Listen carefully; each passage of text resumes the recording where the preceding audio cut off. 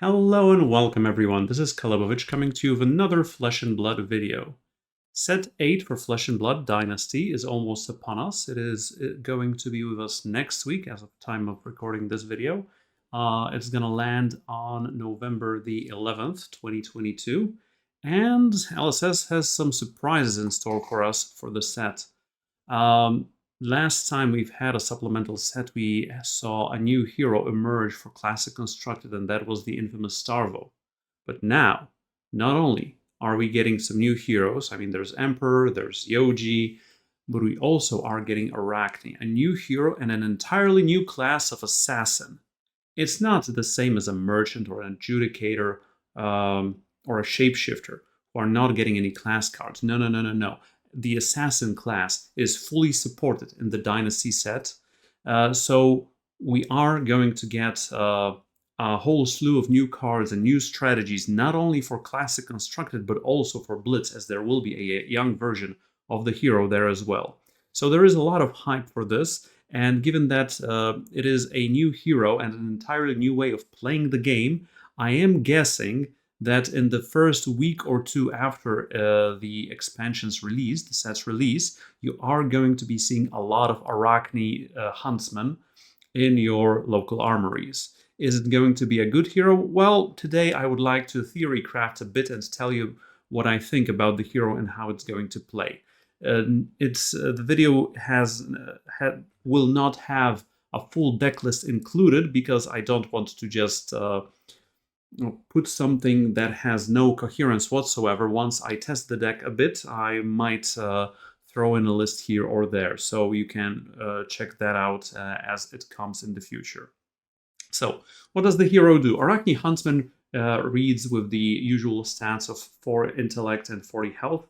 Whenever you play a card with contract, you may look at the top card of target opponent's deck. You may put it on the bottom. What is contract, you might ask? It is a keyword, same as Reprise for Warriors, same as Crush for Guardians, etc., etc. Contract is a new keyword that you can see on a lot of Arachne's attacks. And contract reads, you are contracted to banish opponent's certain type of card. Whenever you complete this contract, create a silver token. And the contracts that we see on Arachne's attacks are numerous, as most of the cards for Arachne are attacks with contracts, and you may be contracted to banish the opponent's red cards, yellow cards, blue cards, 0 or 1 cost cards, 2 or more cost cards, attack actions, non-attack actions, cards with go again written on them. I mean cards that have go again, not cards that give go again to something else. Cards with 2 or less defense, and cards that are reactions, either attack reactions or defense reactions. So, oh my goodness, which ones to play? I'm going to get to that in a moment. But what else does Arachne have? So all of these small attacks are attacks that cost 0 or 1. There is a single attack that costs 2. And the red line of them is usually that they go in for 4 or 5. The 0 costs go in for 4, the 1 costs go in for 5. And all of them have 3 block, which is already awesome. This is already the warrior baseline, the guardian baseline, etc., etc. But Arachne is also getting a pair of a weapon, just one weapon, but it's one-handed, so technically you can count it as 2 weapons. That is Spider's Bite and 2 pieces of equipment. The weapon set is a dagger with only 1 attack that you can use for 2 resources. It has attack and go again. It has also a new keyword, Piercing 1. If this is defended by an equipment, it has +1 attack. But also, when this hits a hero, the next time they defend with 1 or more attack action cards this turn, those cards have -1 defense while defending. Because what I failed to mention on all of the contract attacks is, all of those attacks, when they hit a hero, you get to banish the top card of the opponent's deck. So this is the deck with the most on-hit effects, and all of those on-hit effects are banish a card from the opponent's deck. Fatigue, right?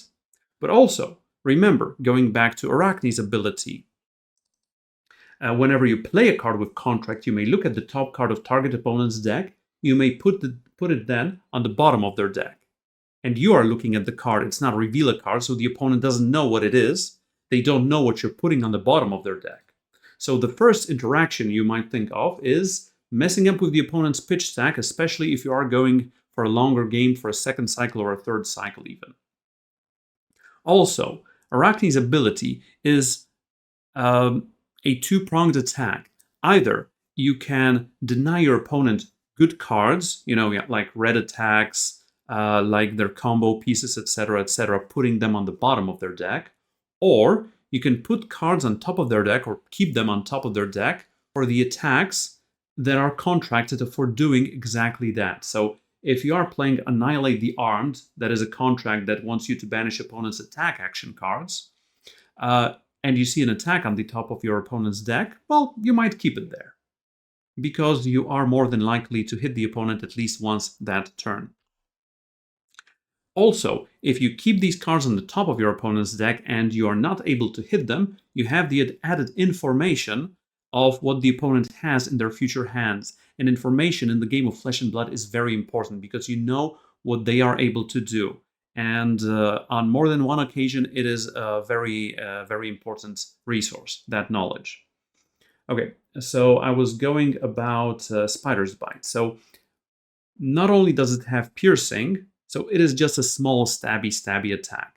But the unhit of that, the next time they defend with one or more attack action cards this turn, those cards have -1 defense while defending.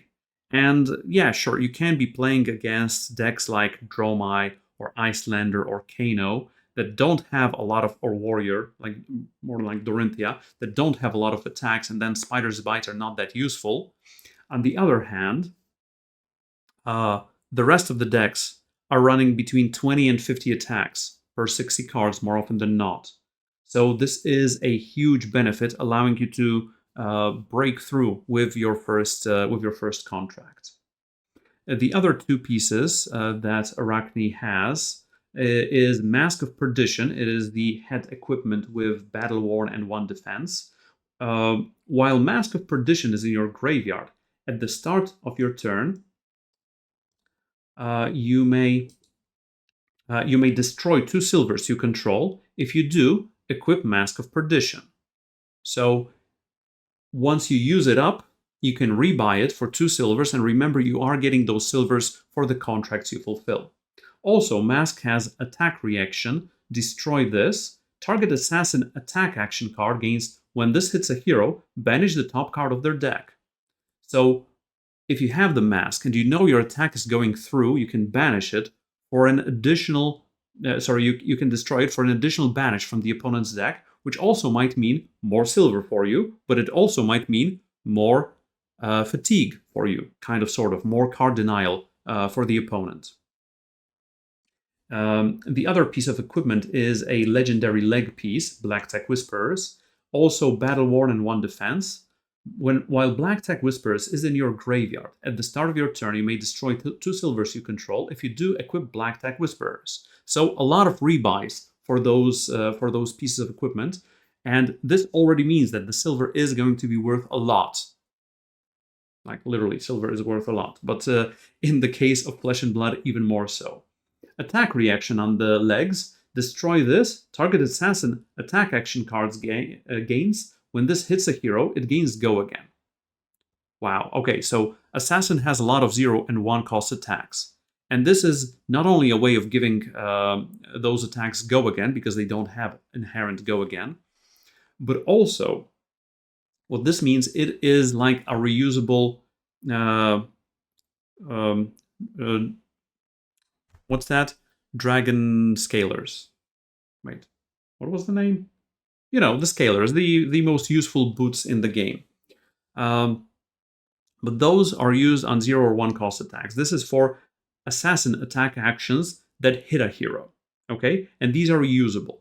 And also, on the boots and on the headpiece, you have 1 defense and Battle Worn. So you can defend with it for 1, healing you up a bit over the course of the game. And also then you can sacrifice it to get it going on your turn, and then on the following turn you can repurchase it from your graveyard. So that is quite the engine that the assassin is running, for sure. Aside from the contracts, Assassin also got a couple of other cards. Two are attack reactions. One is called Shred, that says target card defending an assassin attack gets -4/3/2 defense this combat chain, and it is for 0 blocks for 3. So that is amazing and above the curve because the reds deny the opponent a Sink Below or a Fate Foreseen or a huge part of a defense reaction, while even the blue ones just give -2 defense, which allows your attacks to push through. But the other reaction, called Cut to the Chase, also 3 defense, also 0 cost, says target assassin attack action card with contract gains +3, +2, +1 attack, respectively. Look at the top card of the defending hero's deck, you may put it on the bottom. Same as with you playing an attack with contract, right?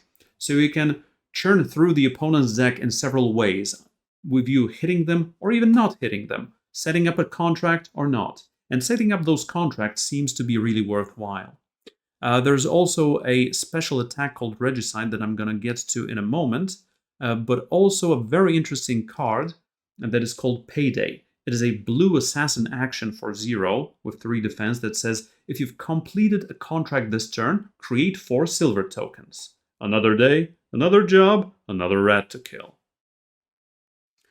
And what 4 silver does for you is it allows you to repurchase both pieces of equipment, or just set you up for later in the game. So both of these are really, really good. Okay, so last card, Regicide. It is a legendary specialization. An attack for 0, attacks for 3, defense for 3. When this hits a royal hero, they lose the game. When the combat chain closes, you lose the game. So you are all in. Regicide can't be defended by cards with the same name as cards in the defending hero's banished zone. Okay, so first thing I thought when the spoilers for the other contracts were available on the internet is, okay, this is the only Arachne attack without contract, which means he killed the Emperor just for the lulz, I guess. There currently is only one royal hero in the game, and that is the Emperor, and only in Blitz. But also, there is a legendary headpiece, a crown, that makes your hero royal and gives you a gold once you equip it. So I guess Regicide is not going to see a lot of play, but also it is a 0 cost blue with 3 defense. Why not? I mean, it has the when the combat chain closes, you lose the game. But who knows? I mean, I would put it in Blitz just for the lulz as a one-off. But in Classic Constructed, probably not yet, but we're going to see how the metagame goes because, well, you might just block with it, you might just use it for resources time and time again. Who knows? All right, so those are the cards that are available strictly for Arachne the Assassin. Also, obviously, all the other generics. But, yeah, what does that mean? What are your game plans if you're playing Arachne? I mean, you have a lot of small attacks without Go Again.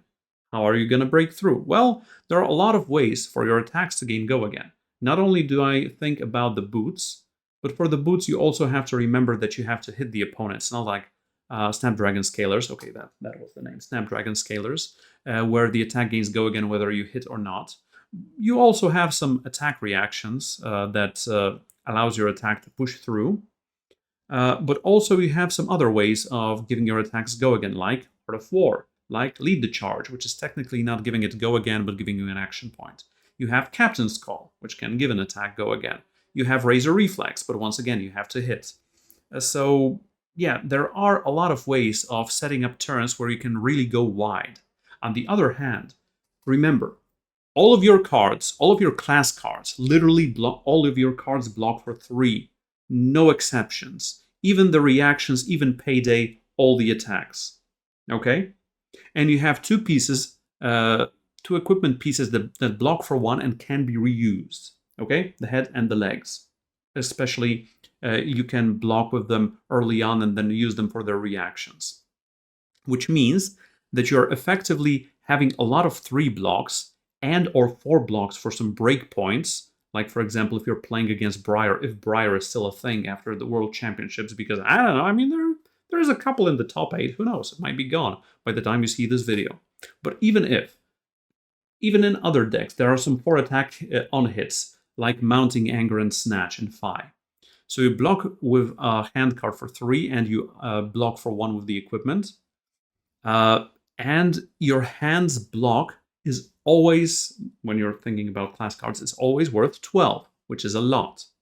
So you can also play the game instead of just going aggro, go again if the opponent is not willing to block if they want to have 5-card hands. But you can also go for a full defensive option, something like a Rhinar club tank or something like that, or just full-on Guardian defense, because you can block with 3 cards for 9, and or maybe with the items for 1 and for 1, up to 11, and you can try to hit the hero for 4 with Contract. Hit or miss, you are seeing the top card of the opponent's deck, which you can deny them onto the bottom. You have an on-hit with more than 3 attack, which means they either have to react or block with a card and an item or 2 cards, and you are ahead in the fatigue game. So a defensive option, a defensive game plan is still an option, in my opinion. Which one will prevail, which one will be the better one? It's probably going to depend on the matchups, because it's more about the style of the game that you play instead of just a deck list, because the contract attacks are going to be your base, and the reactions are going to be your base. It's just going to be the case of whether you are trying to go wide with those Arts of War, with those Razor Reflexes, with those Lead the Charges or Captain's Calls or other things, or are you going even more defensive and you are including cards like Sink Below, additionally Fate Foreseen, Unmovable, Springboard Somersault, That All You Got, etc., etc. Because, well, you can be going for that as well.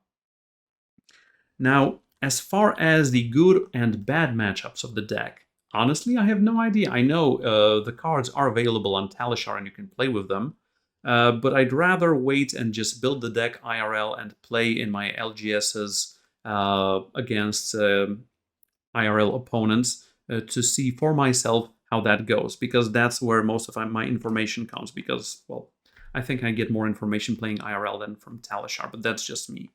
But remember, you are going to be versatile and you can adapt to what the opponent is doing. I mean, if you're playing against a combo deck, you can deny them that. If you're playing against aggressive decks, you know you will be getting... if you're playing against more combo decks that want 4 and 5 card hands, you can try to go to go a bit wider, because you know that they are not really incentivized to block.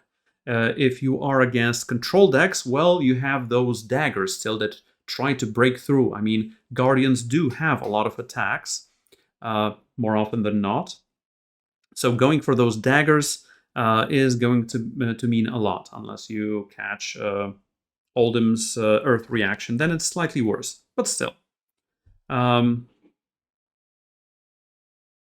Now, the question remains, which contracts to use? There is 1, 2, 3, 4, 5, 6, 7 contracts that are full rainbow, which means you can play 1, 2, 3, 4, 5, 6, 7 times 9. It's already 63 contracts, right? So it's more than you can handle. And you also have those Majestic Eradicate, Leave No Witness, and Surgical Extractions that you can play 3 of. Which contracts to use? Honestly, it's more about whether you want the 0-cost reds for 4, the 1-cost reds for 5, or where you want to put that line and how many blues do you want and how many contracts total. Because it is highly going to depend on the matchup which contract you will be using. Will be theoretically EV most beneficial for you. And I've included a short table here that I've quickly done. I just took a random deck from fabtcg.com. Most of them, I mean, I haven't done Levia, Dory, or Katsu because you're usually not seeing a lot of them. But there are 2 Rhiners, one control and one more attack-based. And I tried to fathom which contracts have the highest probability of hitting. And I believe the highest one is still going to be Plunder the Poor. That is the 0-cost one that where you are contracted to banish opponent's card with cost 1 or less. But whether you're using this contract or that, sure, you want that silver because you are going to be using that silver for rebuying your equipments and for other things that I will mention in a moment. But what matters is denying your opponent's cards, banishing them. So just hitting. Hitting is, in some matchups, going to be more important than getting that silver, and you are going to be getting that silver sooner or later for rebuying all your tools, etc., etc. And, for example, the 0-1 cost ones, they are the most likely to be in your opponent's deck, unless you're playing against Bravo, or maybe Alden. And attack actions are quite prevalent, unless you're playing against Kano, or Icelander, or Dromai. The ones that will be seeing lowest use are actually, in my opinion, or rather lowest rate of success, are going to be the reaction ones. The yellow ones, although I think the yellow one is not going to be giving you the most money, but it is going to be giving you the biggest money. And I'll get to that in a moment. But also attack actions, usually more than non-attack actions. Cards with Go Again. Now, this was biggest surprise for me because there is not a ton of cards with inherent Go Again on them. And the deck with the most was actually a kind of a surprise for me because I wasn't thinking about that too clearly, but it is actually Dromai. Because for Dromai, all of the dragon invocations have Go Again. Funny, right? Right. So I guess you will just look at the baseline of whether you want to include just 0 cost cards in your deck, or maybe you want to go for the 1 costs as well. The number of contracts, well, I'm guessing it will be good to have between 30 and 45 contracts in your deck, but the numbers are going to depend, and it is going to be broken down over time and over the number of representations with the deck. Now, I said ways of gaining silver because you do want that silver. I mean, come on, let's not kid ourselves. And you can use that silver to rebuy your equipment, but also there are 2 additional cards that you can use them for. There is Cash In from Crucible of War, the 4-cost non-attack action that says you, as an alternative cost, you may, for example, sacrifice 2 silvers you have, and it says draw 2 cards. So you just pay 2 silver, you draw 2 cards. That is pure card advantage. The ways of you don't usually see in this game. You can also use it for Knick-Knack Bric-a-Brac if you are thinking of doing a more combo version of Arachne and setting up a lot of energy potions or time snap potions or some other amulets and trinkets from Everfast. And also, if you are not able to complete the contracts, you can try to gain silver in other ways. By payday, if you have completed the contract and you have had Go Again on that, you can play it at the end of your chain to gain 4 silver, which is a huge deal. There's also a card called Pick a Card, Any Card from Everfest, where you look at your opponent's hand, then you name a card, and you pick a card from their hand several times, and each time you hit, you gain a silver. And I was thinking about Pick a Card, Any Card, because if you are going for a more combo turn in this deck, what do you want to do? Well, you want to know whether your opponent has a lot of or any defense reactions in their hand, because if you attack for 3, they block for 3. You cannot use your boots, or you attack for 4, they block for 3. You use your boots and they do a defense reaction, and you don't have Go Again, and you're a sad panda. So you can learn a bit from the opponent's hand and get some silver while you're at it. But that's just one fringe case, and I don't know if that will make Pick a Card, Any Card useful. Maybe the blue ones as your resources, kind of, sort of. I don't know yet. But a bigger turn on your side is for sure going to consist of going for additional cards from Cash In, going for Art of War for additional cards, or just pay 1 to give +1 attack and Go Again to your attacks. +1 attack to your attacks and Go Again to your next attack. But in what order do you want to play these contracts? Because while they are still on your combat chain, they still trigger. So for example, if you have a longer combat chain with several contracts, and your first one is banishing your opponent's cards that cost 0 or 1, then for each card you banish, actually, throughout the whole combat chain, you are getting a silver. So you need to know, well, you do know which deck you're playing against, but you need to know which types of cards they have the highest number of in their deck. For example, 2+ cost cards in Bravo, or attack actions in Bravo, and you start with that attack. And then you play the ones where the contract is less likely to actually gain you a silver, like defense reactions, or sorry, just reactions. And then the best card to finish the chain is Eradicate. It is the yellow 1 cost for attack that contracts you. You are contracted to banish opponent's yellow cards whenever you create a silver. But it also says when this hits a hero, banish the top X cards of their deck, where X is the damage dealt by Eradicate.